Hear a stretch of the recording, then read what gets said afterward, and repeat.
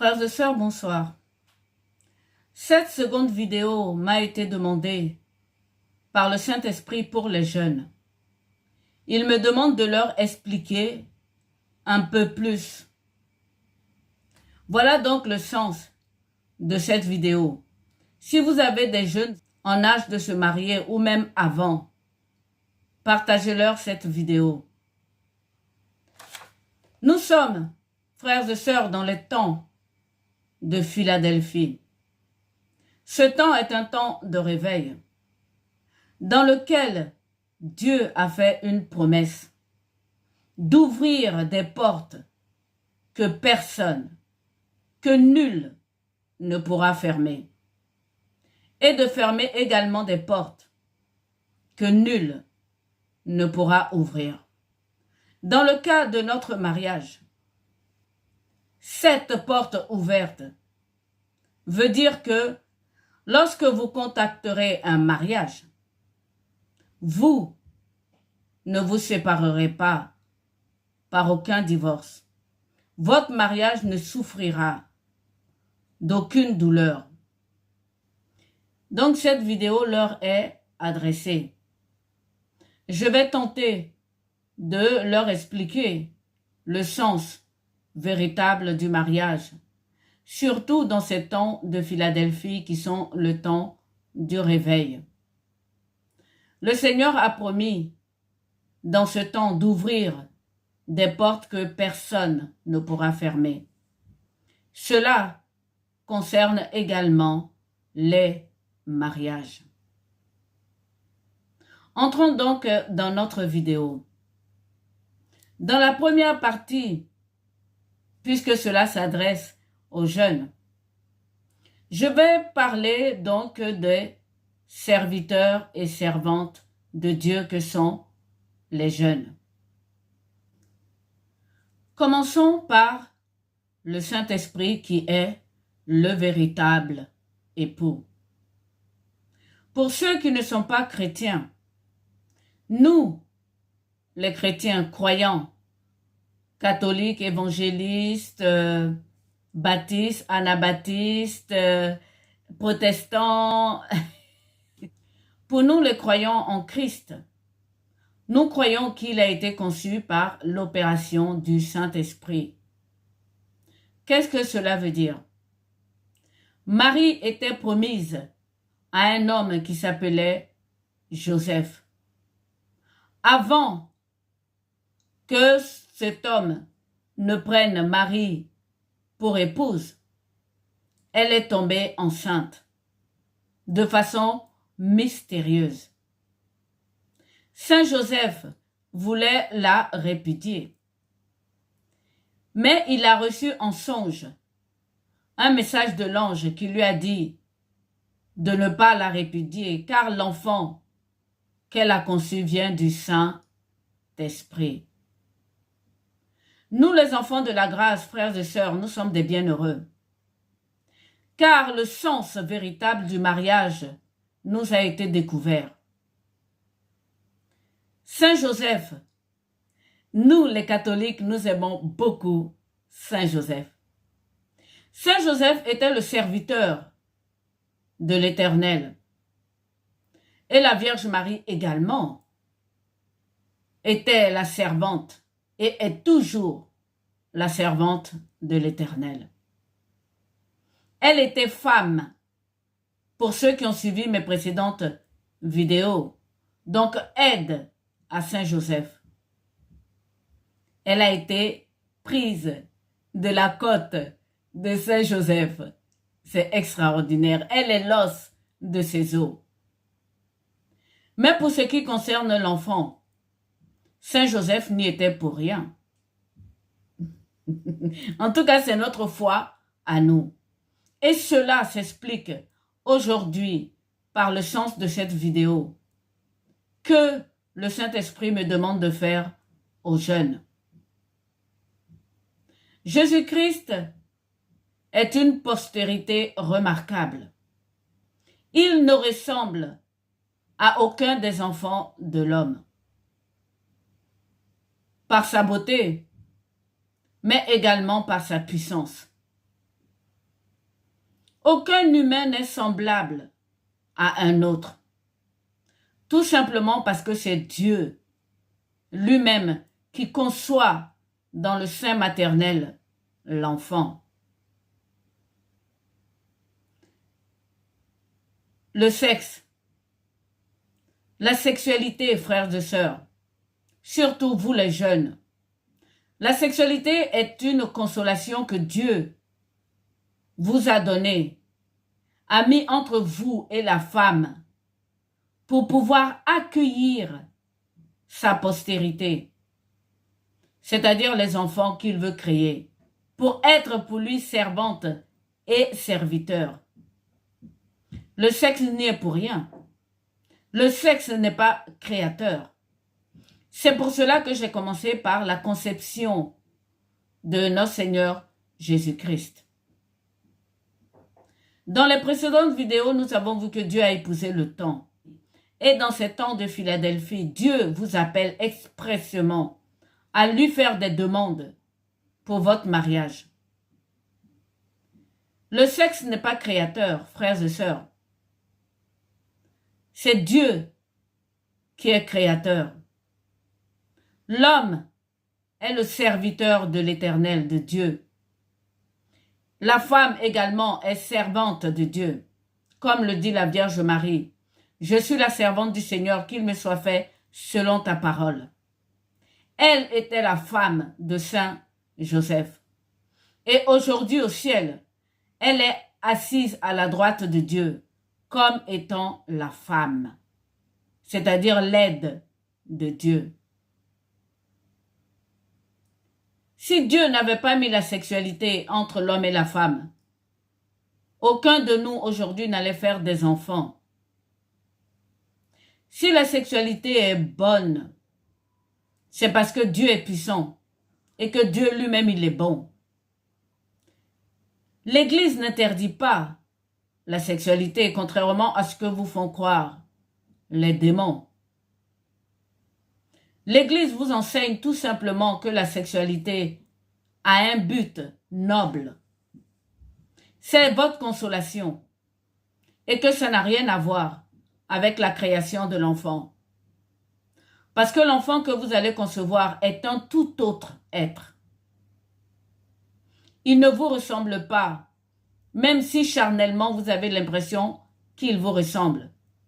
Ce n'est pas le cas au niveau de la plus petite cellule et au niveau du dessein de Dieu. Et que pensez-vous des enfants non désirés? Si le sexe entre l'homme et la femme donne des enfants, comment expliquez-vous que un couple normalement constitué pense qu'un enfant est malvenu et que cet enfant est soit illégitime? Comment ne pas désirer un enfant puisqu'on a le libre arbitre pour la plupart du temps? Je ne parle pas des viols. Nous sommes dans le cas d'un mariage. Comment expliquez-vous qu'un enfant soit malvenu, non désiré? Le sexe n'y est pour rien dans la conception des enfants. Si le sexe était cause de l'enfantement, comment expliquez-vous que des personnes qui ont une actualité sexuelle normale, dans un couple, dans un mariage, connaissent l'infertilité? Eh oui, la stérilité. Le sexe n'y est pour rien. Dieu a donné le sexe pour consolation, je le répète, pour que vous puissiez accueillir ces enfants, la postérité. Je vous le disais, l'enfant ne vous appartient pas. L'enfant ne vous ressemble même pas, même si c'est ce que vous croyez charnellement. Mais spirituellement, il est à Dieu. l'infécondité ou la stérilité que connaissent l'homme et indifféremment la femme aussi. Mais aujourd'hui, avec la médecine moderne et la science, on se rend compte que les hommes aussi sont stériles. Le sexe n'y est pour rien dans la conception des enfants.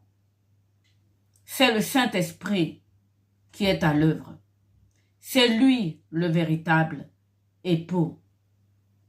C'est pour cela, frères et sœurs, que le mariage qui est contracté avec le Saint-Esprit pour témoin de cette alliance, c'est lui le véritable époux. L'homme et la femme sont des serviteurs. Maintenant, passons à la deuxième partie. Cela concerne le pardon de la femme adultère dans l'Évangile. Beaucoup d'enfants de la grâce prennent cet épisode de l'Évangile comme motif pour pécher contre le Saint-Esprit qui est l'époux véritable. Le pardon de la femme adultère était l'occasion, comme je le dis, pour Jésus-Christ de montrer aux pharisiens, aux docteurs de la loi, aux Juifs et à tous les Israélites qui étaient présents que c'est lui qui est venu pour porter leurs péchés, c'est-à-dire accomplir la loi et les prophètes. Donc le pardon de la femme adultère que vous avez dans l'Évangile, ça concerne l'Ancien Testament, frères et sœurs, et surtout vous les jeunes. Ça concerne l'Ancien Testament. Dans le Nouveau Testament, dans l'Évangile, Jésus-Christ a dit à la femme, va et ne pêche plus.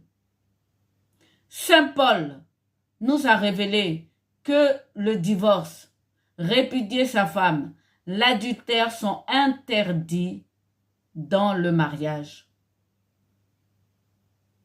Voilà pourquoi dans ces temps de Philadelphie, Dieu vous demande expressément de lui faire vos demandes pour que vos unions de mariage soient bénies.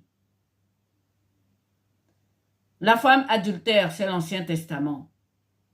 Ce que je suis en train de vous dire là, et ce que Saint Paul vous a dit, en vous ordonnant de ne pas divorcer, c'est le Nouveau Testament. Lors donc de cet épisode de la femme adultère, notre Seigneur Jésus-Christ a écrit quelque chose sur le sol, la terre. Jusqu'à aujourd'hui, les théologiens se posent la question, mais qu'est-ce que notre Seigneur Jésus-Christ a écrit? Je ne vous dirai pas que je sais ce qu'il a écrit, parce que tout simplement, je ne le sais pas. Tout ce que je suis en train de vous dire, Jésus-Christ a voulu signifier que Israël est son époux. Et oui, il a épousé Israël comme la terre, la nation d'Israël. Comme je vous l'ai dit dans la précédente vidéo sur pourquoi le choix de Marie-Madeleine.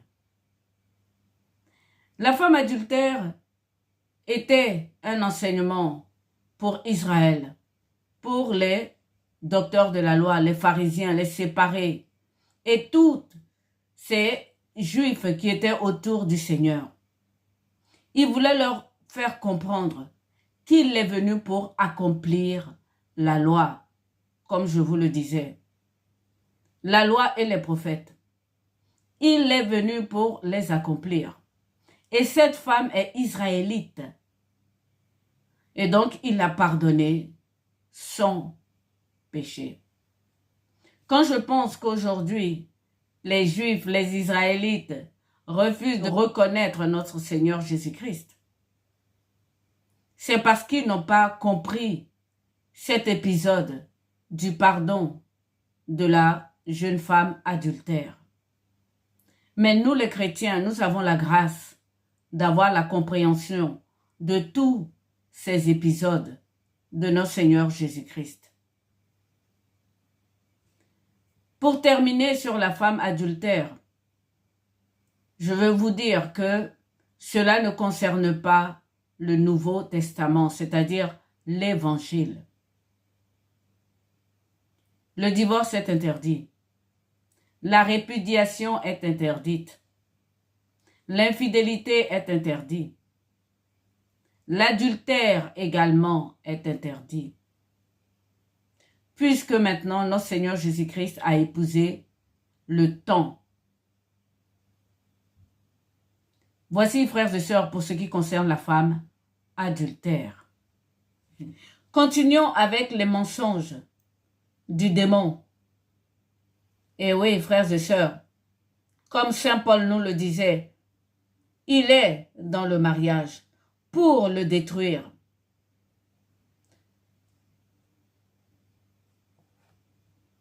Que disent les démons et les esprits impurs?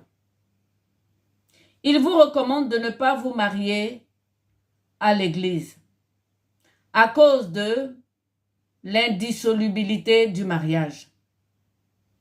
Qu'est-ce que cela veut dire? Ça veut dire qu'ils sont en train de vous enlever la foi. Non seulement ils vous enlèvent la foi, mais ils se moquent de vous. Vous n'êtes pas capable, vous qui êtes créés à l'image de Dieu, d'aimer. Dieu est amour, frères et sœurs.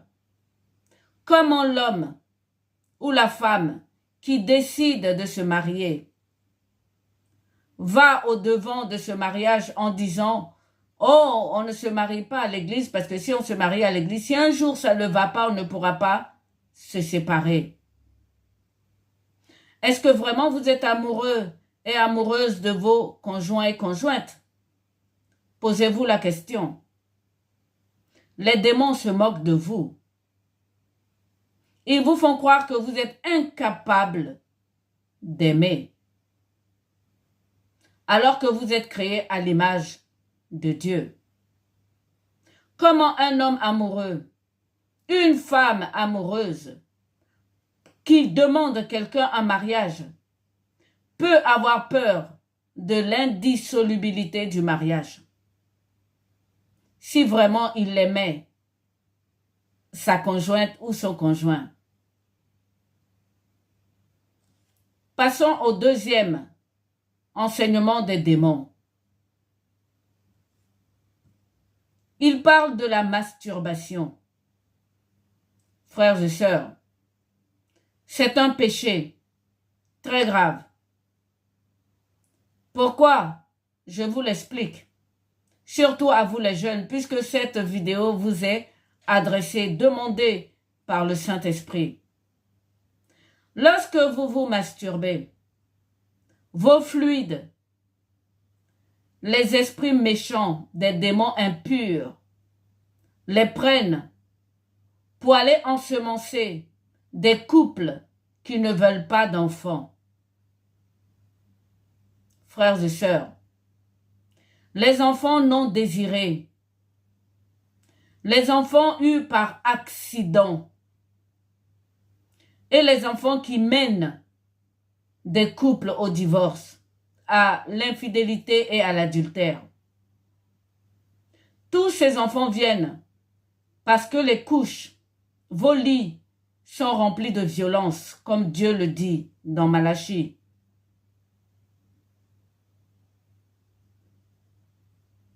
Les esprits méchants des démons impurs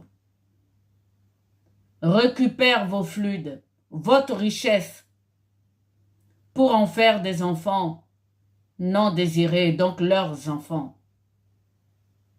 Vous ne me croyez peut-être pas, mais dans le monde invisible des ténèbres, il y a des enfants. C'est pour ça qu'il faut faire attention à éviter de se masturber par la prière. Vous pouvez être délivré à cause de ce temps de Philadelphie. Troisième enseignement démoniaque, c'est le sens de la religion. Eh oui, frères et sœurs, qu'elle remoue dans l'Église. Vous les jeunes, ne dites plus religion en ce qui concerne la foi ou l'Église. L'Église signifie le temps. La foi crée la croyance. Ce que vous appelez les différentes religions, ce sont des croyances, des communautés de foi. La véritable religion, frères et sœurs, c'est de s'occuper des veuves et des orphelins.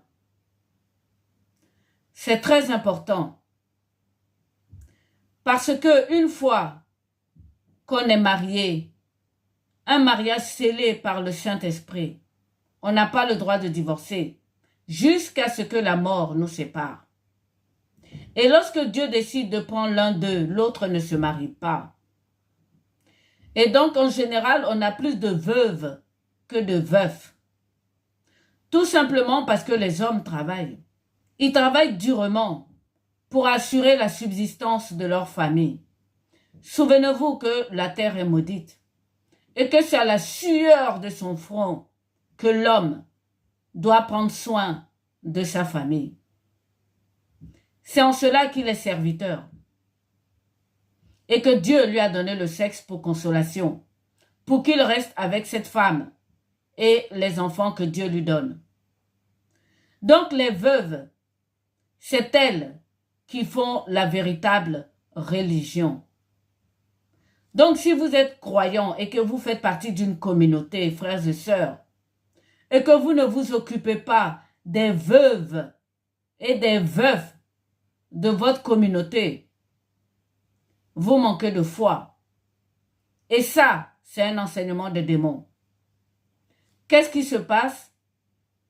Il pousse ces veuves et ces veufs au remariage. Et pourtant, celles-ci sont des trésors pour l'Église, car elles sont directement époux du Saint-Esprit. Moi, je n'enseigne pas parce que je suis catholique. J'enseigne ce que la parole me demande d'enseigner.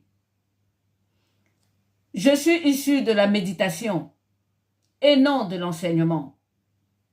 Je vais encore vous donner l'exemple de la Vierge Marie. Elle ne s'est pas remariée. Son mari est décédé avant elle. Et elle est un trésor pour les apôtres. C'est elle qui les consolait. C'est elle qui les a maintenus dans la foi jusque dans les cénacles pour l'arrivée de la Pentecôte de l'Esprit Saint. Les veuves, frères et sœurs, sont des diamants dans les communautés. Voici pour les jeunes les enseignements que le démon vous apprenne pour toujours vous éloigner de l'Église, pour vous empêcher au mariage saint, béni et fécond. Pourquoi donc se marier à l'Église? Parce que Dieu est tout simplement à l'Église. Là où je suis, là sera mon serviteur. Le mariage à l'Église scelle l'union entre la femme et l'homme pour le Saint-Esprit. Un mariage qui est béni à l'Église, ça veut dire que c'est un mariage dont le maître absolu est l'Esprit Saint.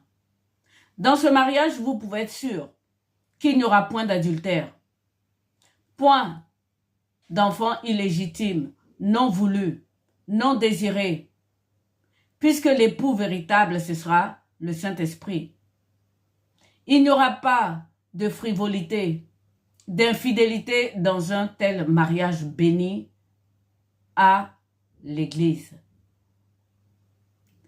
Le mariage qui est scellé à la République, frères et sœurs, ce que nous connaissons de la mairie, n'est pas le mariage dont veut le Seigneur Jésus, puisqu'il n'y est pas. Dans la prochaine vidéo, lorsque nous verrons les 10 vierges, les 5 sages et les 5 folles, nous verrons la veuve de Babylone. Car elle est vraiment veuve, mais elle ne le sait pas. Mais en fait, lorsque sur la croix, notre Seigneur Jésus-Christ a vaincu et qu'il a dépouillé toutes les dominations, toutes les puissances, toutes les autorités, toutes les vertus, il a tué le pouvoir de l'adversaire. Dans Saint-Luc, il nous donne le pouvoir sur toute la puissance de l'adversaire. Donc le mariage à la mairie, à la République, n'est pas reconnu par notre Seigneur Jésus-Christ. C'est pour cela qu'il faut se marier à l'Église. Car les enfants de la République sont illégitimes pour le Christ. Dieu est miséricordieux, donc il a choisi le baptême pour que ses enfants, justement, puissent lui revenir, car ils sont à lui, effectivement.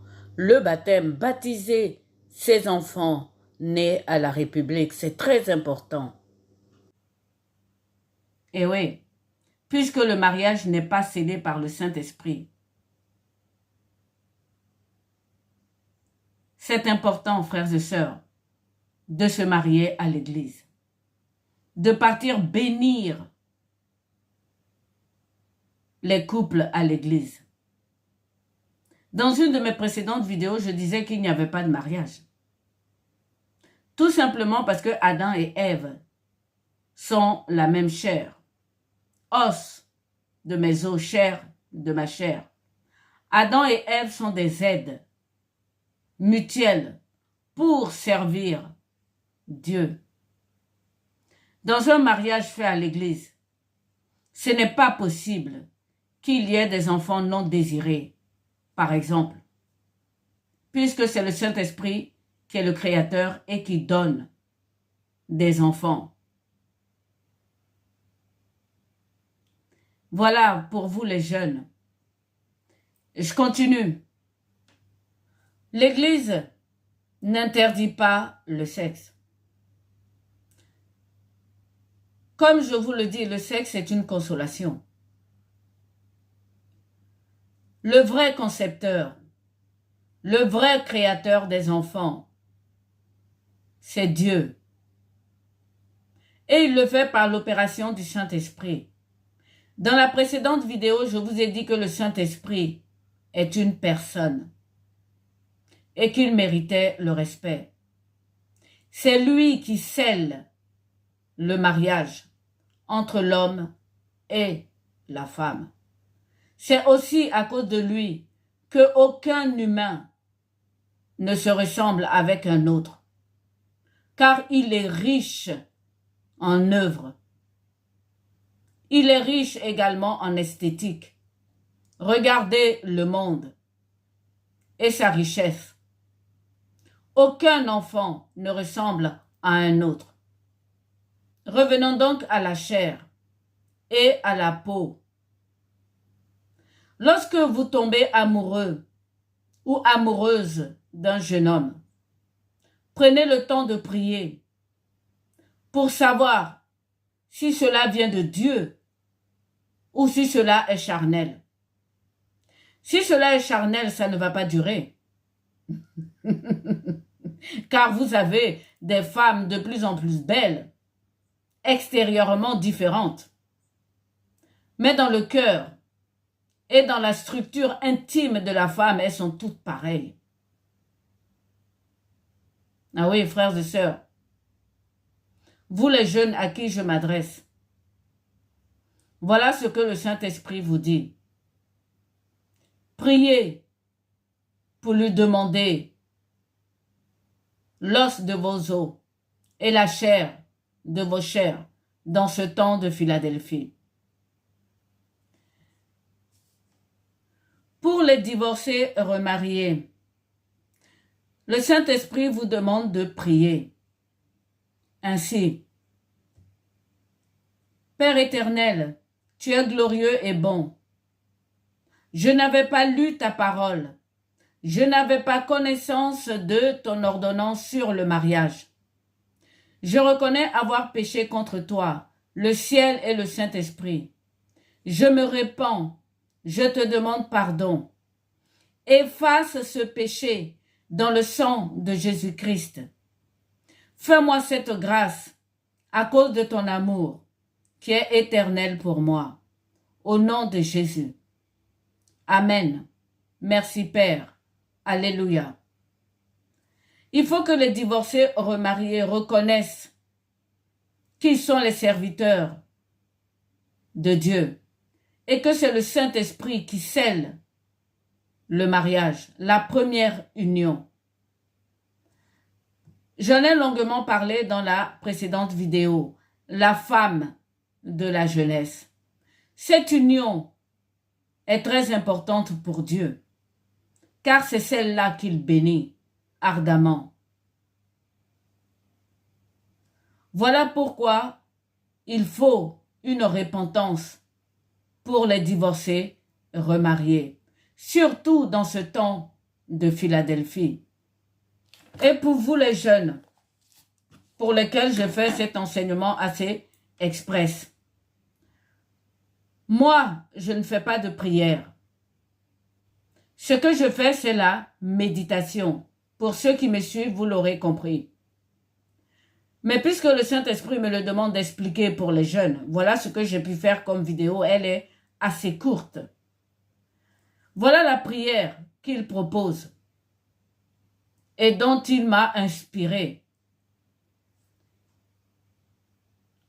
Abba, Père éternel, ta parole déclare que pour chaque homme, tu as fait une aide semblable à lui et que tu lui donnes comme femme.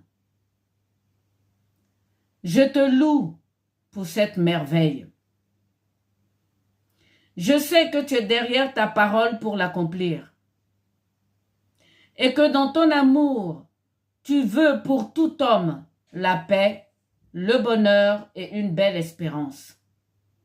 C'est pourquoi je me tourne vers toi, confiant dans ton amour, pour que tu me présentes par ta puissance et que tu me donnes par ta propre main celle qui est ma femme, c'est-à-dire celle qui est l'os de mes os, celle qui est chair de ma chair. Je suis ton serviteur. C'est le Saint-Esprit qui, en tant que témoin, scellera cette alliance qui sera éternelle. Il la fortifiera avec tous ses dons. Amour et crainte de Dieu, paix, joie, science, sagesse, conseil et force. Alors mon mariage sera saint, comme lui-même, le Saint-Esprit est saint. Alors mon mariage sera béni et fécond, comme à l'origine. Père, tu nous demandes d'être saints comme toi-même es saint. Montre-moi, je te supplie, celle qui est l'os de mes os et chair de ma chair selon ta parole. Oui, à toi, Père, rien n'est impossible. Tu seras le ciment de ce mariage et que personne ne sépare ce que tu as lié. Père éternel, tu es glorieux.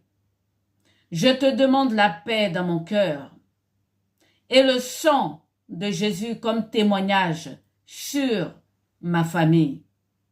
Au nom de Jésus. Amen. Que toute la gloire te revienne. C'est un exemple de prière que vous devez méditer dans votre cœur. Priez ou déclarez au moment où vous voulez vous marier. Prenez le temps de cette prière. Tout simplement parce que si l'os de votre os, chair de votre chair, est aux États-Unis et vous vous trouvez dans un village profond africain, il faut du temps pour que Dieu la ramène. Si vous êtes à Paris et que l'os de vos os, la chair de vos chairs, est au Brésil, il faut que Dieu la ramène vers vous. Donc vous devez déclarer cette parole aussi longtemps que Dieu ne vous a pas présenté cette épouse. Le temps de Philadelphie qui est un temps de réveil, qui pousse aujourd'hui à la prière, à des demandes saintes à Dieu, n'est pas un temps de rapidité d'action de Dieu, mais de sécurité d'action de Dieu. Ce que je veux dire par là, c'est que si vous faites cette prière, si c'est votre voisine, ce sera pour vous comme un miracle. Mais si elle est à l'étranger, il faut que vous priez un peu longtemps et que vous déclarez cette parole assez longtemps.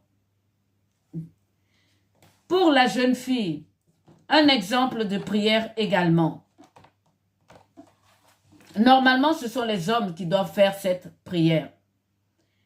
Parce que les femmes sont l'aides de l'homme. Mais les jeunes femmes aussi peuvent faire la prière parce qu'elles peuvent sauver l'homme.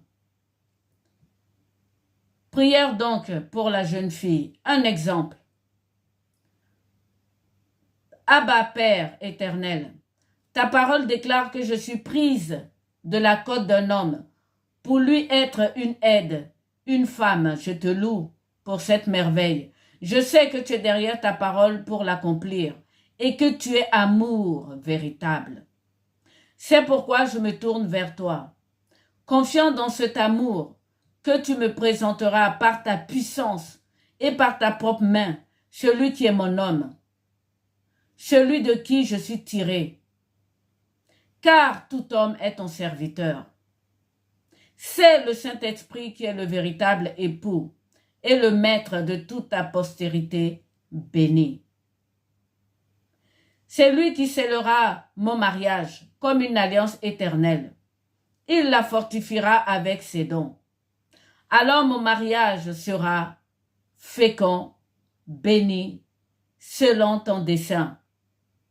Père, tu nous demandes d'être saints comme toi. Tu es saint. C'est pourquoi je te supplie. Montre-moi mon futur mari, celui dont je suis tiré pour être son aide, sa femme selon ta parole et selon ton dessein. Car ce que tu auras lié, que personne ne le sépare. Dans ces temps de Philadelphie, Père éternel, tu as promis d'ouvrir des portes que personne ne pourra fermer. Ouvre-moi cette porte du mariage en me montrant l'époux que tu m'as choisi. Je te rends grâce et que toute la gloire te revienne. Tu es glorieux au nom de Jésus. Que personne, Père éternel, ne dissocie mon mariage que je recevrai de toi. Un exemple de prière. Vous devez la faire dans votre cœur. Je remercie le Saint-Esprit pour cette petite vidéo.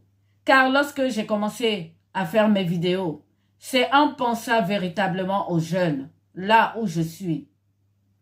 Parce que ce qui se passe dépasse l'entendement. Je ne veux donner de leçons de morale à personne. Je dis tout simplement que ce temps de réveil appelle toute âme humaine, tout enfant de Dieu à la repentance pour les adultes et pour les jeunes à recommencer une vie de sainteté avec l'Éternel. Il vous appelle, nombreux, à le suivre. J'ai fait à ce sujet quelques shorts ou lectures minutes pour compléter cette vidéo pour vous les jeunes.